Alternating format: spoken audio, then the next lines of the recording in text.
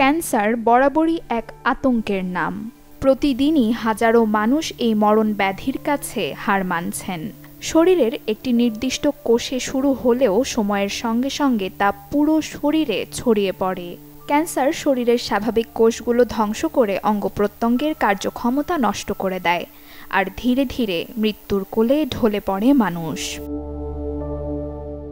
তবে আশার কথা হলো, বিশেষজ্ঞরা বলেন সঠিক সময়ে রোগ শনাক্ত হলে ক্যান্সার মোকাবিলা করা সম্ভব, আর এজন্য দরকার রোগটির প্রাথমিক লক্ষণ ও সতর্কতা সম্পর্কে জানা।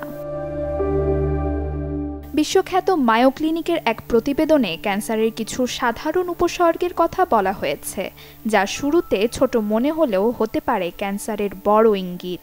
এই লক্ষণগুলো যদি দীর্ঘদিন থাকে তবে সাবধান হওয়া জরুরি।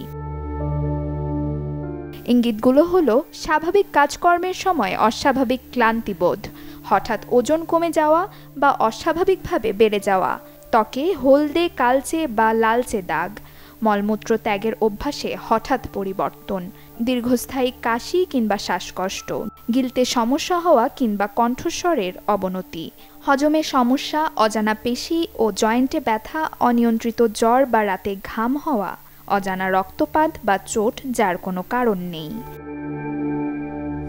এই উপসর্গগুলোর যে কোনো একটি যদি দীর্ঘস্থায়ী হয় কিংবা সময়ের সঙ্গে বাড়তে থাকে, তবে অবিলম্বে ডাক্তারের শরণাপন্ন হওয়া উচিত, কারণ প্রাথমিক পর্যায়ে রোগ শনাক্ত হলে চিকিৎসাও তুলনামূলক সহজ হয়।